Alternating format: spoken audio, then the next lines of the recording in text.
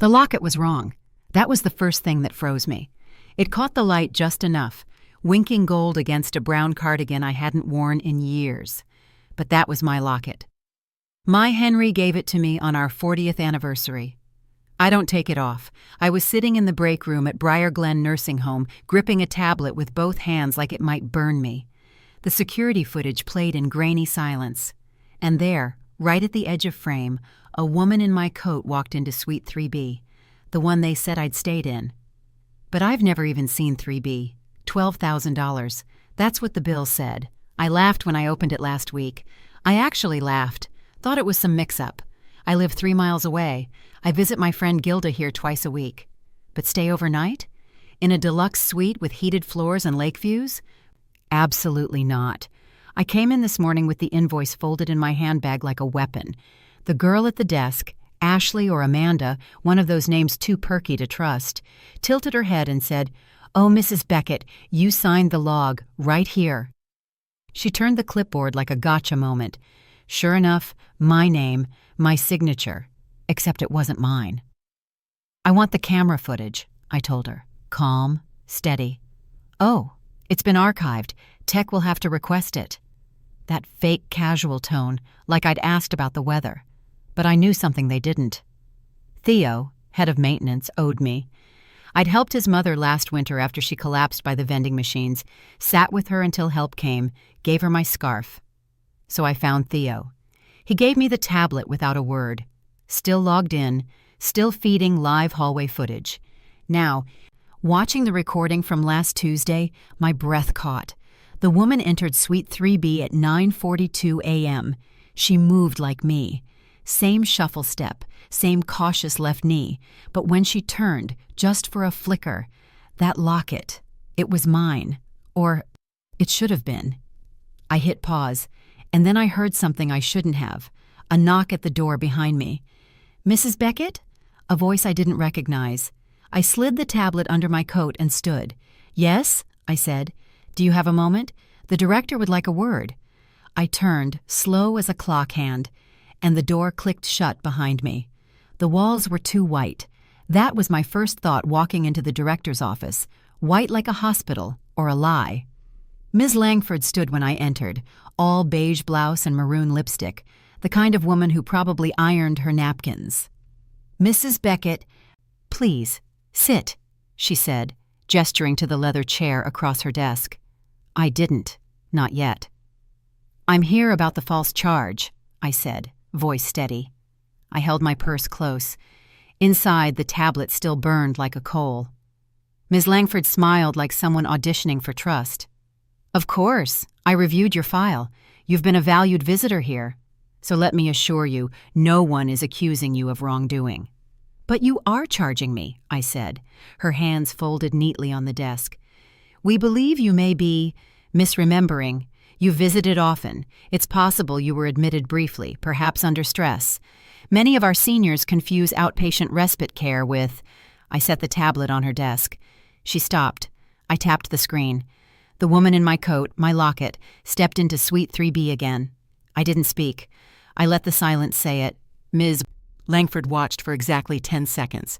Then she reached forward, paused the video, and closed the cover. Her face didn't change.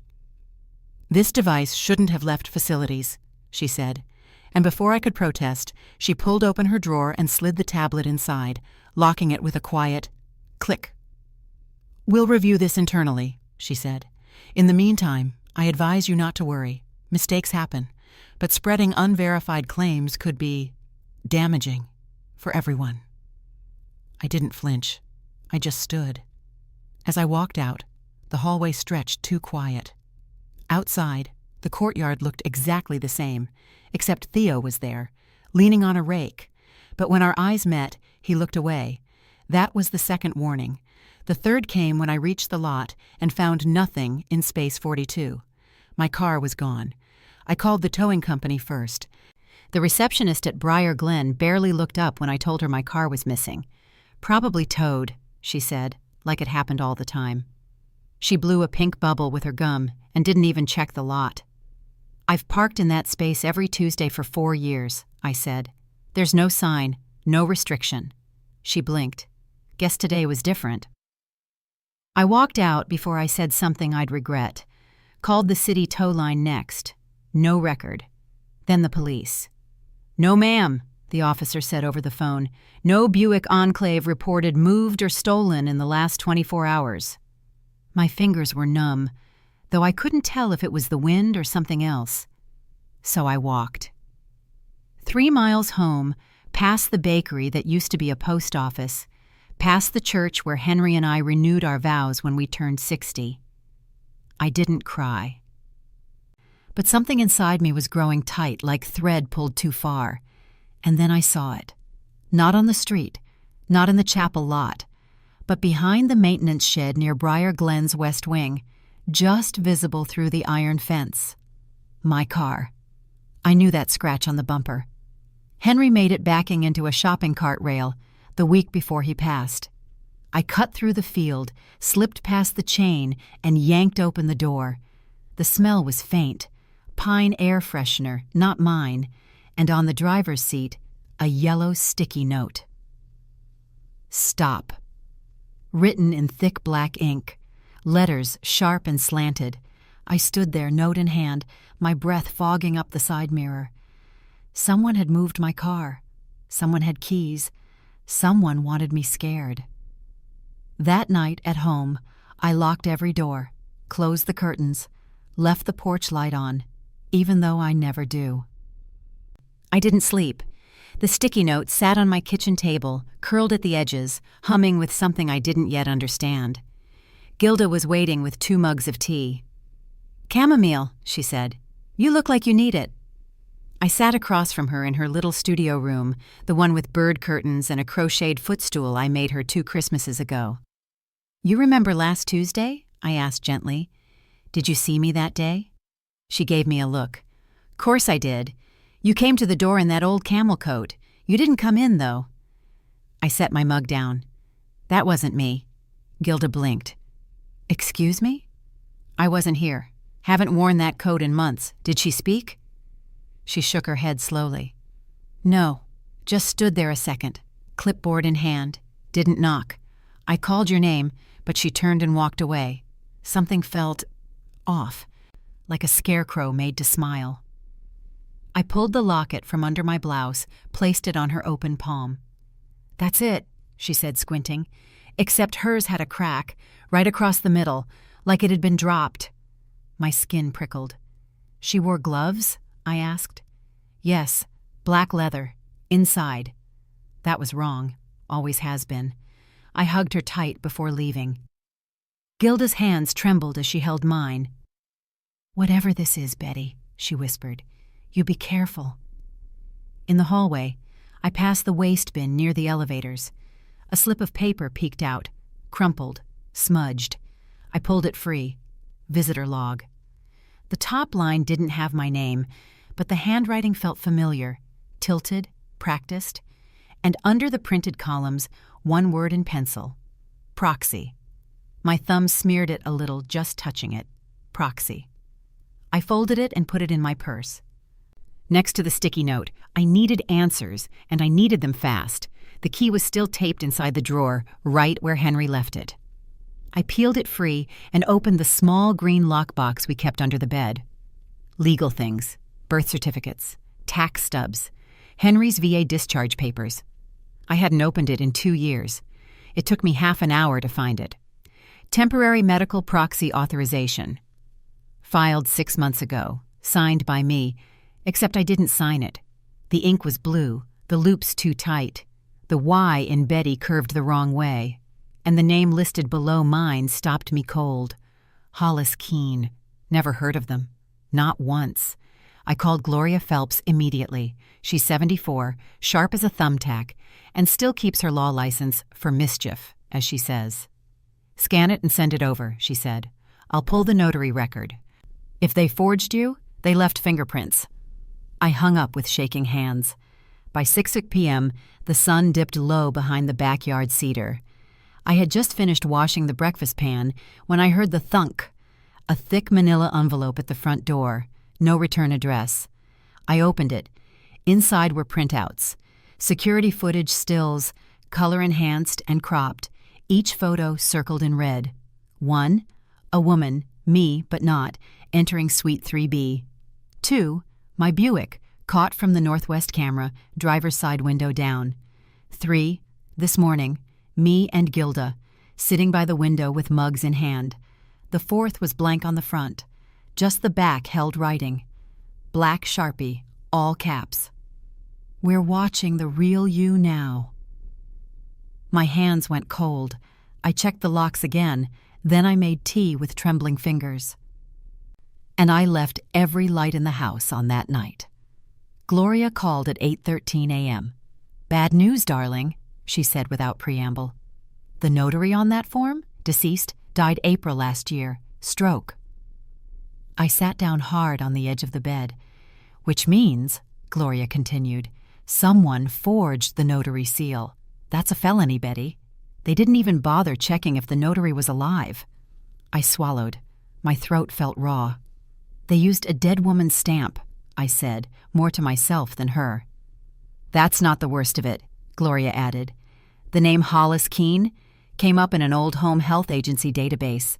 Suspended license, Medicaid fraud." The room seemed to tilt.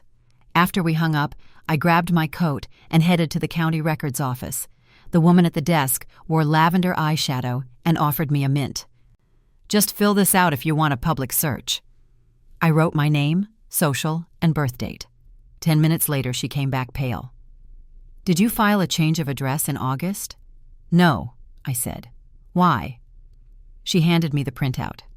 Someone had redirected my federal documents, tax, Medicare, medical, to a P.O. box 2 counties south.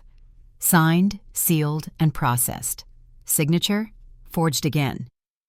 I left the building dizzy with anger. They weren't just pretending. They were erasing me. That evening, I pulled out the photo album from under the TV stand. Gilda's birthday last month. We'd had cake in the Briar Glen courtyard. Janet took the photo, me, Gilda, and her daughter Claire. But in the far window behind us, blurred by reflection, someone was watching. A figure. Same camel coat, same stance. But this time, the head turned just enough. A faint white scar traced the woman's jawline. I circled it with a red pen. My hand didn't even shake. She was real, and she'd been close. Theo met me behind the garden shed, away from cameras. "You're sure it was her?" he asked, eyes darting. I held up the photo. This was Gilda's birthday. She's in the window. Theo took it slowly. "I've seen her. Twice. Once near the West Wing. 11 p.m., maybe. Thought she was a visitor who got lost. But the second time, she came out of the boiler room." "That wing's shut down." He nodded. "Exactly. Does she work here?" He shook his head. "No uniform. Doesn't clock in. But some aides say her name's Mara. No one knows her schedule. She just appears." I slid the photo back in my purse. That night, I pulled out the old volunteer badge from 2015. Still had it tucked in my sewing drawer. I had a copy of the West Wing key, too, back from when I helped reorganize the records office. At 9:30 p.m., I walked through the Briar Glen courtyard like I belonged. No one stopped me.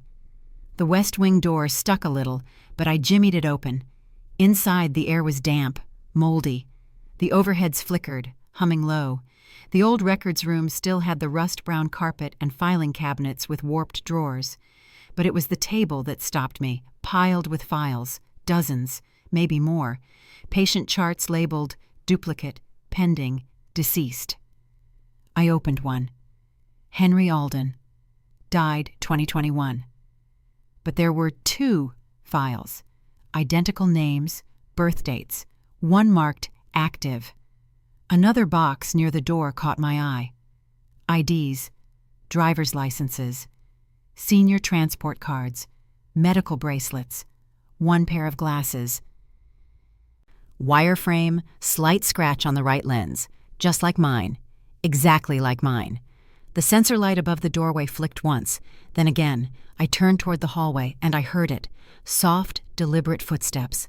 Not mine. I crouched behind the old filing cabinet, knees creaking.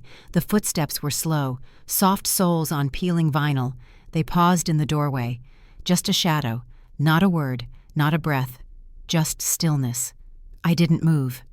After 30 endless seconds, the steps retreated, soft, then softer, then gone. I counted to 50 before standing.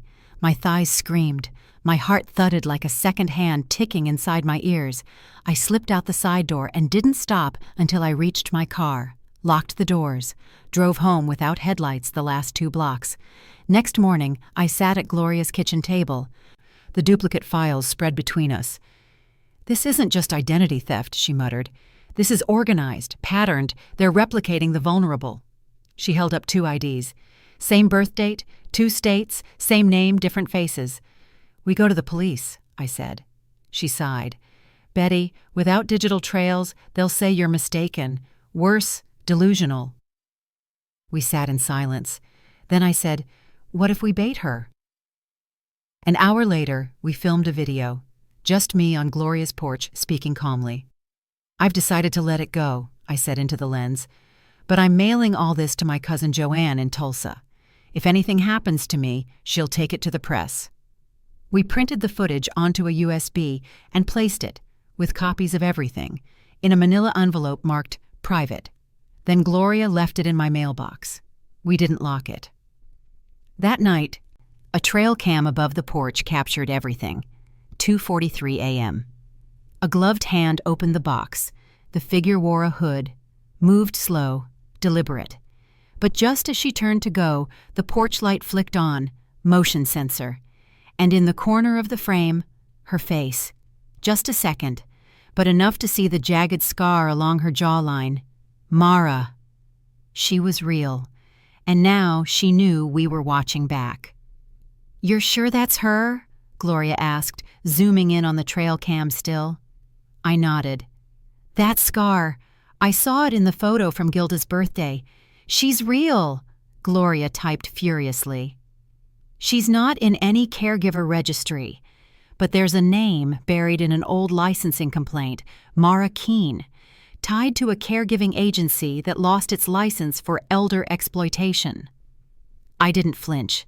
I still had my volunteer badge, wore it like armor the next morning, walking back into Briar Glen. "I'm just here to drop off updated hospice brochures," I told the woman in HR, sweet as honey. "Still volunteer on Thursdays." She waved me in. While she searched her cabinet, I peeked at the printed staff roster taped to the wall behind her. No Mara, but third line from the bottom, Kendra M. Keene, custodial, PT, terminated, septe. Kendra Mara Keene. I memorized the personnel number, 71774, B. Back at Gloria's, we ran it through the state database. The trail led to Silver Pines Outreach, a registered nonprofit with no website, no board, and a mailing address linked to a UPS drop box. "They're laundering fake IDs through this shell," Gloria muttered. I sat back, the locket cool against my collarbone, and that night my phone rang. Blocked number. I let it go to voicemail. There was no voice, just the faint sound of breathing, then a whisper. "You're in the wrong story." Click. I dropped the phone, because Henry, my Henry, said that exact thing once, the last night we ever fought. His voice had cracked when he said it. "You're in the wrong story, Bet." And now she'd said it too, whoever she was. I hadn't opened that journal since the week Henry died. It still smelled faintly of cedar, the old kind we lined our drawers with. I flipped to September, year he passed. There it was, our last argument. He'd found something. "Insurance," I'd written in messy ink. Said something was off, told me to stay out of it, mentioned Nathan's name, wouldn't explain. A week later, he was gone. Peacefully, they said. I never questioned it. Until now. I drove across town to Nathan's place. Knocked harder than I meant to. He opened the door, surprised. "Mom? Who is Mara Keene?" I asked, straight out. He blinked. "What?" I didn't back down. Silver Pines, proxy forms, duplicate files, and a forged notary seal.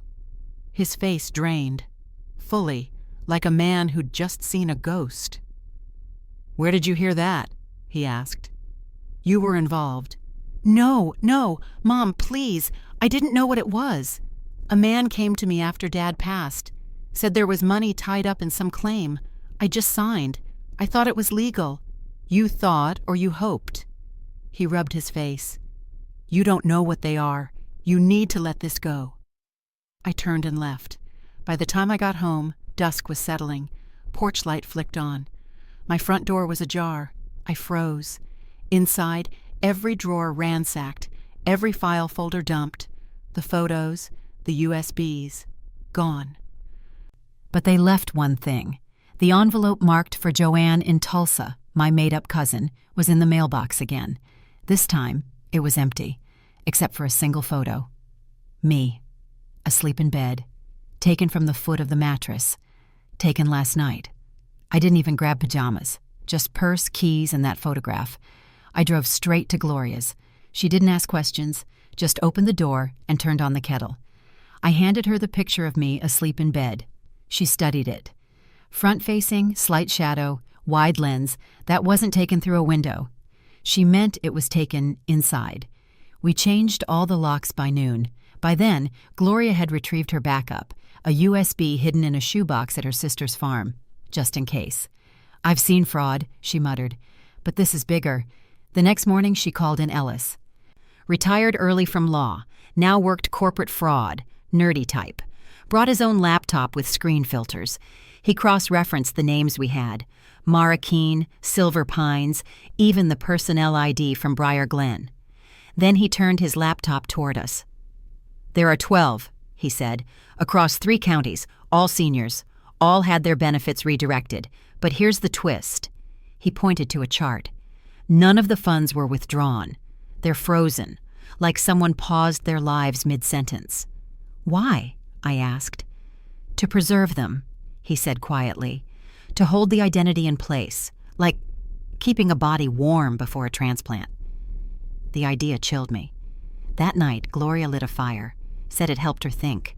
We were sipping cocoa when she found it. An envelope slipped under her door. No address, no note. Inside, a photo. Us, from 2002. The church picnic, me in that awful wide-brimmed hat, Henry beside me grilling bratwursts, and there, behind the folding table, blurry but unmistakable, a woman, camel coat, straight shoulders, jawline scar. Mara. She hasn't aged a day. The vault smelled like metal and mildew. I hadn't been here since before Henry died. Box number 337, under both our names. Inside, medals, old bank drafts, deed to the house, his father's dog tags, and one sealed envelope, my name on the front. Henry's handwriting, no doubt. I opened it slowly. His words poured out like breath caught in time. "Bet, if you're reading this, I've either chickened out or I'm gone. There's something you need to know. There's a program called Continuity. I think it started in private medical circles, but it's bled into public life now, into retirement homes, hospitals, even churches. They buffer identities, people near death or people they can make seem near death. For what, I don't know. But someone at Briar Glen is involved. They used my name, maybe others. I told Nathan, maybe that was a mistake. If anything happens to me, don't trust my death certificate. I mean it. H. I drove straight to Gloria's, hands shaking. She pulled out the scanned death cert from probate and compared it to the county archive. Mismatch. Henry's original listed complications from heart arrhythmia, but the updated one said pulmonary embolism.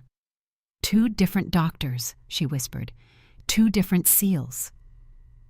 We sat with that for a long time. That night, I went back home. Just for one thing, Henry's military file. I kept it in a labeled envelope, but when I opened it, something slid out.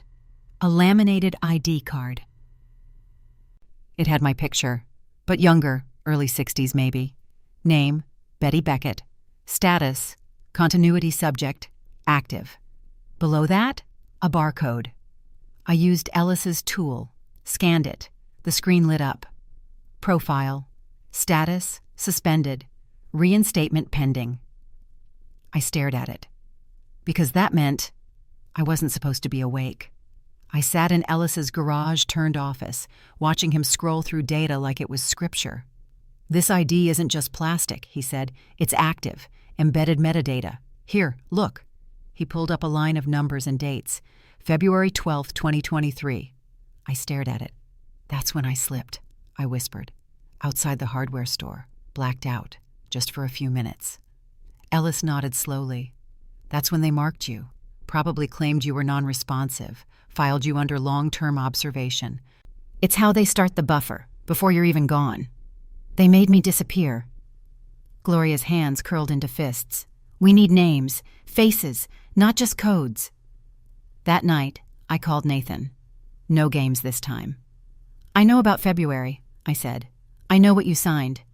He was quiet for so long I thought he'd hung up. "They said they could help," he finally murmured. "They knew about the fall. They said they'd handle your accounts, your care. I didn't read it all. I thought I was doing right." "Where?" I asked. "There's a place," he said. "They meet sometimes. I dropped off the forms there.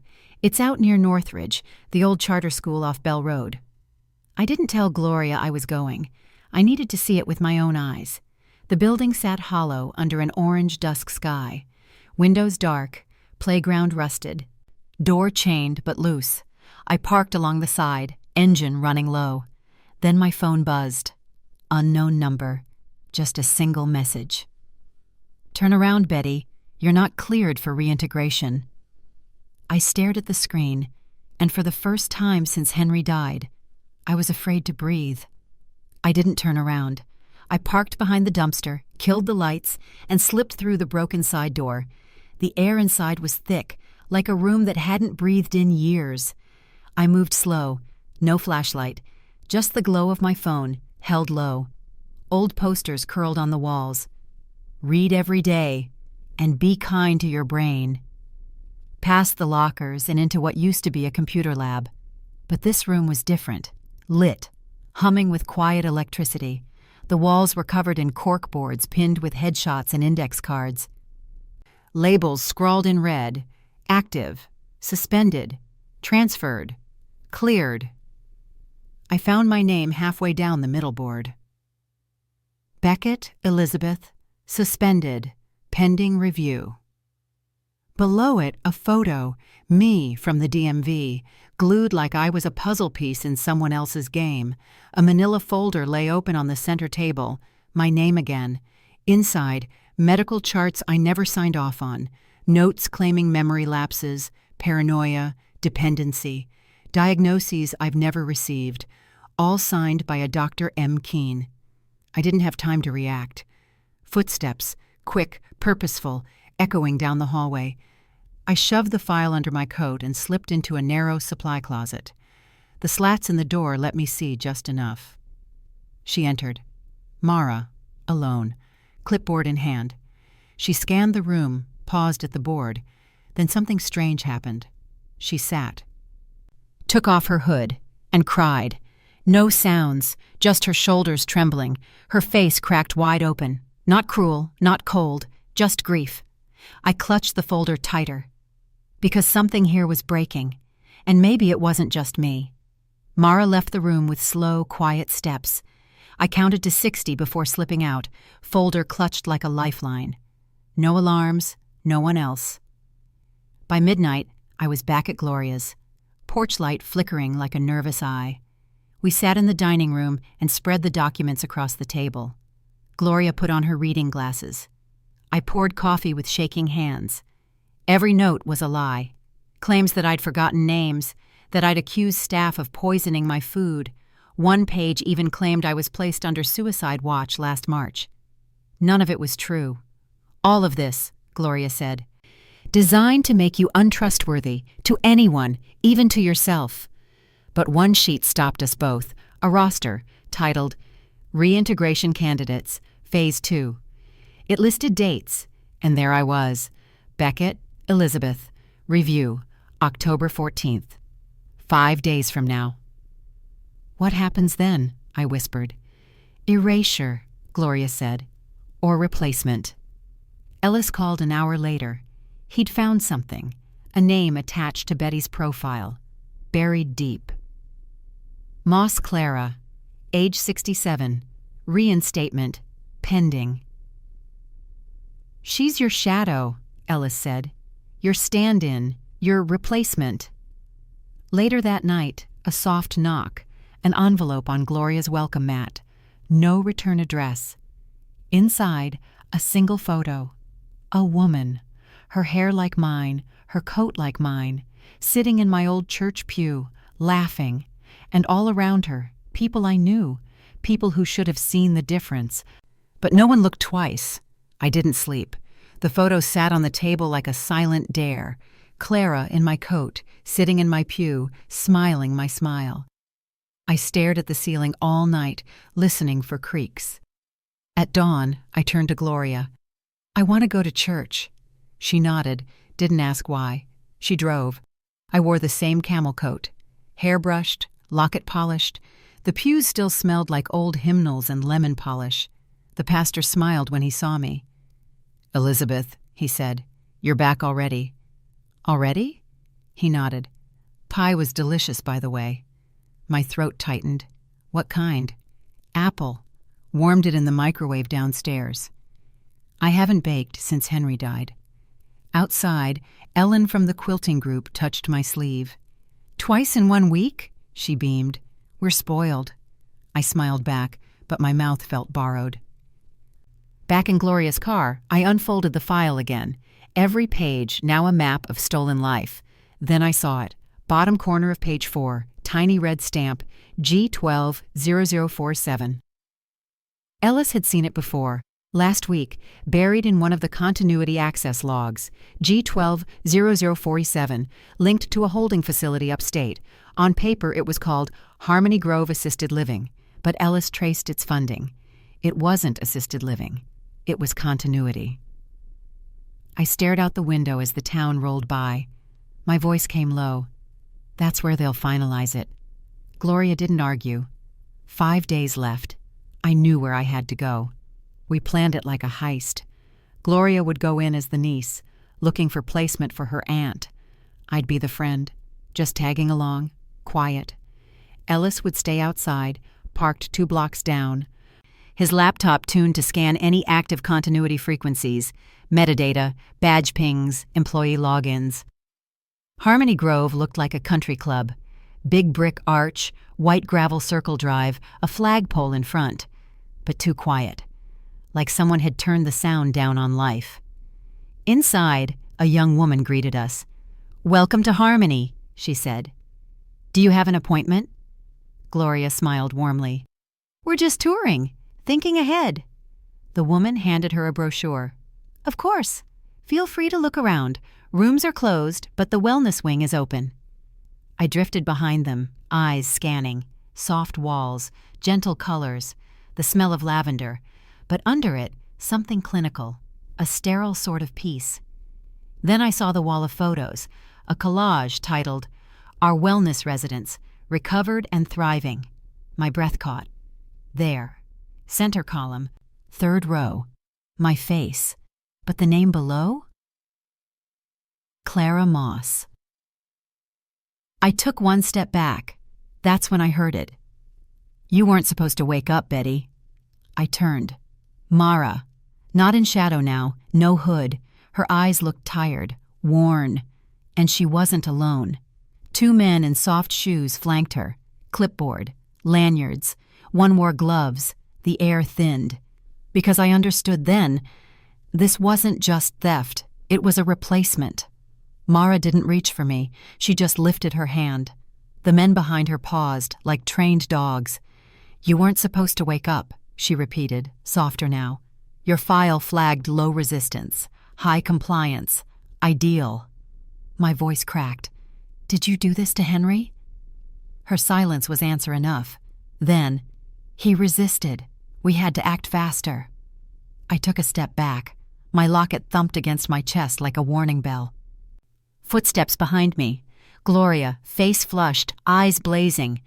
"What is this? Who the hell do you think you are?" Mara didn't flinch. "This is a sanctioned transition. Your friend was marked. She was meant to rest. Clara was meant to carry her forward." Carry her forward, Gloria snapped. This isn't theft. It's allocation. My phone buzzed in my coat pocket. Ellis's voice low and urgent through the earpiece. Betty, I found Clara's profile. She's a psychological match, moderate trauma history, more adaptable. They pick people whose lives can be replicated. I whispered, Why me? Mara looked at me then, really looked. Because you were easy to overwrite. The men moved then, just a shift of weight, hands lowering toward me. But Gloria was faster.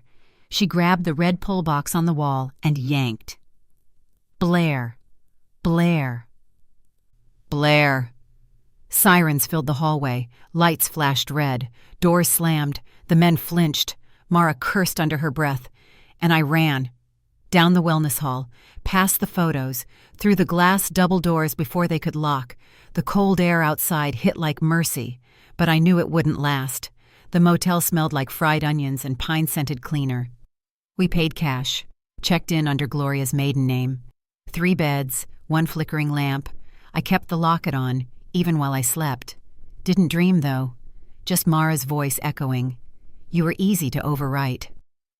The next morning, Gloria sat beside me with a paper cup of motel coffee. I should have questioned Henry's death, she said quietly. Something always felt off. He left too many things, unfinished. Ellis sat hunched over his laptop, fingers flying.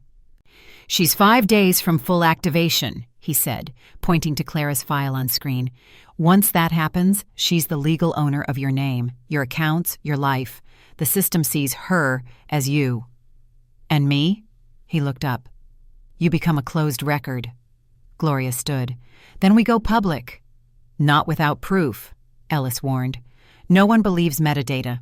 We need source files, direct logs. There's one place left, I said. Briar Glen, storage annex. It had old network gear. I saw it when I volunteered. Ellis nodded slowly. If it's connected, I can pull logs from there. It's risky, but it could work. That night, I sat by the motel window, watching trucks glide past the freeway. I held the photo, Clara in my pew, then my badge, Betty Beckett, suspended. I whispered to the glass, if I'm so easy to erase, maybe I'm easy to fight for too. And in that moment, I didn't feel borrowed. I felt real. The fog rolled low that morning. We parked behind the chapel wing just past 5 a.m. Ellis hoisted the black duffel from the trunk. Gloria pocketed her old staff ID. I held nothing but my badge. The volunteer entrance still stuck like it used to. Inside, the air had that sour, institutional chill, like bleach over mold. We passed the old therapy room, now used for storage, forgotten walkers, stacked wheelchairs, a gurney with a torn mattress. The annex sat behind a false wall. Ellis knelt beside the panel, pried it loose, and plugged in. Within seconds, his screen lit up, old logs blinking to life. There, he whispered, direct continuity access. Line after line unfurled. Subject 447, Beckett, Elizabeth. Final suspension pending. Subject 448, Moss, Clara. Activation scheduled 10:14. Gloria snapped photos. Then Ellis stiffened. I've got her login. Mara used Dr. Greeley's credentials. That's identity fraud. Felony. He copied the access log. But then, click, dark. The lights died. A hum rose. The emergency generator. Footsteps, soft soles, steady. From the admin hallway. Then the crackle of a walkie. Gloria reached for my hand. Ellis mouthed, stall. I didn't stall. I moved to the console. Found my file. 1 click. Delete entry. Subject 447. Betty, wait, Ellis hissed, but I pressed it. The file vanished. Because if I'm not in their system, then I'm not theirs to catch. We didn't run. We moved. Back through the maintenance hall, through that rusty side exit Ellis had clocked on the way in. Outside, the air hit sharp, cold enough to bite. We didn't speak until we were back on the road. Ellis finally exhaled. That file deletion? It caused a cascade. Their system tried to reassign your ID, but it glitched. Bought us time. But I'm proofless now, I murmured. He shook his head. We got Mara's login fraud. We got the transition schedule. It's enough. Back at the motel, Gloria made a call. I know someone, she said. Used to dig up corruption like it was her Sunday hobby. Her name was Layla Trent. Gray bob, eyes like lit coals. She met us at a Formica table diner off I-91 that afternoon. Betty told it all, the photo, the badge, the photo of her as Clara. Layla listened, recorder running, nodding slowly. Then Ellis opened the laptop and pulled up the logs. The moment she saw Clara Moss's activation entry, she went still. This goes beyond insurance, she said softly. This is manufactured erasure. She stood. I need 48 hours. My editor's going to lose sleep over this. We watched her drive off. Relief felt like an empty plate, satisfying but not full. Then I saw her, across the street, behind the bus bench, Clara, wearing my coat, holding a church bulletin. Our eyes met. She didn't run. She smiled. Small, inevitable. Then she waved. That wave didn't say, hello. It said, you've already lost. We packed that night, rotated motels, used cash. Layla texted just before midnight.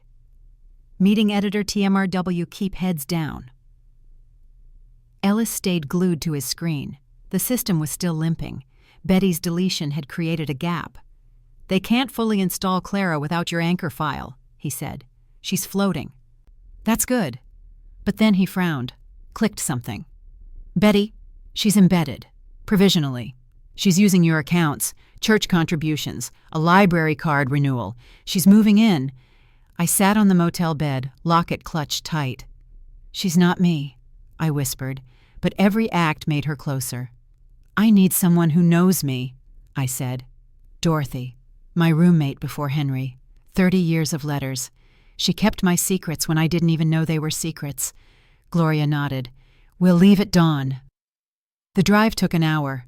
October trees lining the road like rust-colored sentinels. Dorothy's assisted living home was calm, quiet, no digital sign-in. At the desk, I smiled at the young nurse. We're here to see Dorothy Myers. She tapped her tablet. Oh, that's funny. What? She already had a visitor this morning. Who? The nurse looked up. Said her name was Betty Beckett. I didn't wait. The nurse pointed toward the west wing, and I ran. Dorothy's door was half open. I pushed it gently. She sat by the window, hands wrapped around a ceramic mug. The light hit her hair just like it used to, silver and soft. She turned, squinting. There you are, she said. But the words floated, like they weren't tethered to a name. I sat across from her. Did someone else visit today? I asked. She nodded slowly. Yes, you. Her smile didn't waver, but her eyes, they searched me. You look different now, softer. What did she talk about? Books, quilting. She asked about the photos, but she didn't touch anything. You always touch. She pointed at the bookshelf. You used to straighten the spines. I took a chance, pulled the locket from under my coat. Who gave me this? Dorothy blinked, then laughed. Henry, Christmas '92. You cried because he hid it in 3 cereal boxes. I told you no man who gifts carbs deserves tears. I closed my eyes, let the warmth flood me. She remembered. That story never lived in ink. Only us. I hit record. Dorothy repeated the tale with a chuckle. Memory proof. On the way out, Gloria hugged me like I was flame returning to wood, but when I reached the car, I stopped cold. The driver's side door was ajar. On the seat, a manila folder. My deleted file. Restored. Fresh ink.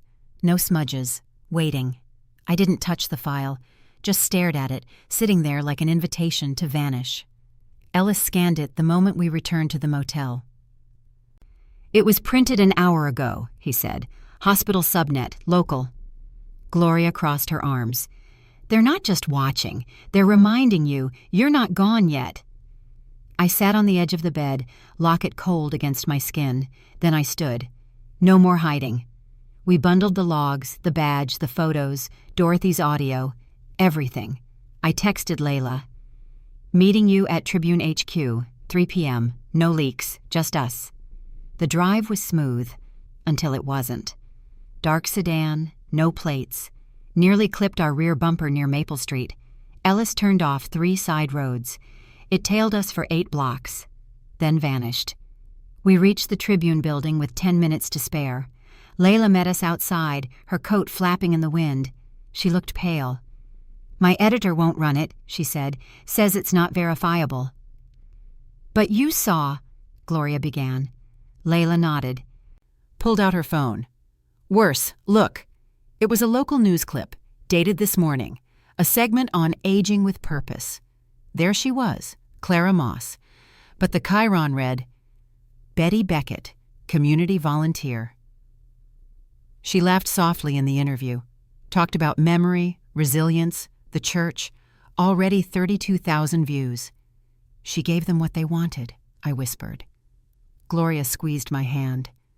Ellis stared at the screen, and I watched myself smile. From a face that wasn't mine. They beat us to the cameras, but they didn't get my voice. Layla couldn't run it under her byline, not anymore, but she knew someone, a podcaster who specialized in public records and digital fraud. They'll post it, fully anonymized, with everything. Ellis went one better. He set up a live stream. We'll tell the truth ourselves. We borrowed an office from a retired city clerk Gloria once defended. No cameras, just a mic, a ring light, and a shaky Ethernet cable. I wore the coat, held the locket. Tell it like testimony, Gloria said, and make them remember. We went live at 9:04 p.m. Ellis watched the viewer count tick upward. By minute 2, 4,200. By minute 5, 8,003. I told the story. Henry, Mara, Clara, the file, Dorothy. I held up my stolen badge. I played the audio of Dorothy naming the cereal boxes. People commented. Some cried. Some doubted. Then Ellis stiffened. Incoming trace, he said. They're trying to crash the feed. I kept talking. Then black. The screen went out. 5 seconds. When it came back, I was gone. Just a white banner. Profile suspended. Review pending. The comment feed exploded, but I sat still, because I understood then they weren't just erasing me, they were watching. I whispered into the mic, even if no one heard, You want me gone, but now I'm not alone. The next morning, my name was everywhere, not my face, but my fight. Clips from the live stream flooded social media. That banner, profile suspended, review pending, was reshared 1,000 times. Podcasts ran deep dives. Elder rights groups called it manufactured euthanasia. People were angry. But Ellis brought grim news. They're accelerating Clara's activation. It's now set for tomorrow. You'll be unrecoverable. I won't let her finish, I said. Gloria found the opportunity.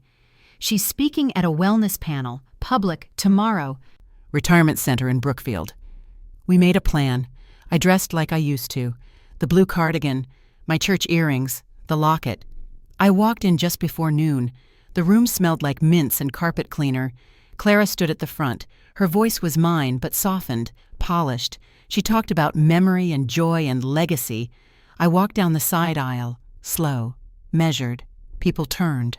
In my hand, the locket. I stopped halfway to the front, spoke 3 words. That's not yours. Gasps. Clara paused. Her eyes locked on mine. A flicker, just for a second. Then the smile returned. She's confused, she said to the audience, tilting her head. A guard moved toward me, but I didn't flinch. I raised my voice. I am Betty Beckett, and I have not been cleared for erasure. Silence. Then, from the back, a single clap, then another. And another. The clapping didn't stop. It rose like thunder, slow, swelling, sure. The guard froze, hands still half extended. Clara looked around, her poise thinning. From the crowd, a white-haired man stood. "I'm Judge Rowley," he said. "Ma'am, do you have identification?" I held out the badge. "Suspended," he read. Then I opened the locket. Inside, Henry's photo and mine, worn smooth. Clara said nothing. Gloria stepped forward, phone in hand. She tapped the audio. Dorothy's voice filled the room. "Henry, Christmas '92, cereal boxes." Gasps. A nurse pulled out her phone and began filming. And just like that, the moment left the room and entered the world. Within hours, the clip went viral. Continuity issued a brittle statement, an unfortunate systems conflict under internal review. Layla dropped the full exposé by nightfall. Mara was arrested, false credentials, fraud. Clara vanished. Weeks later, I returned home, my accounts restored, my name intact. The mailbox held real mail. The light in Henry's workshop still flickered on at dusk, but I didn't rush to fill the spaces. One morning I walked into church, same pew, same dust. I sat down and placed the locket beside me. Not in my hand, not on my neck, just there. Sunlight spilled through the stained glass, and I whispered, "I was never easy to overwrite."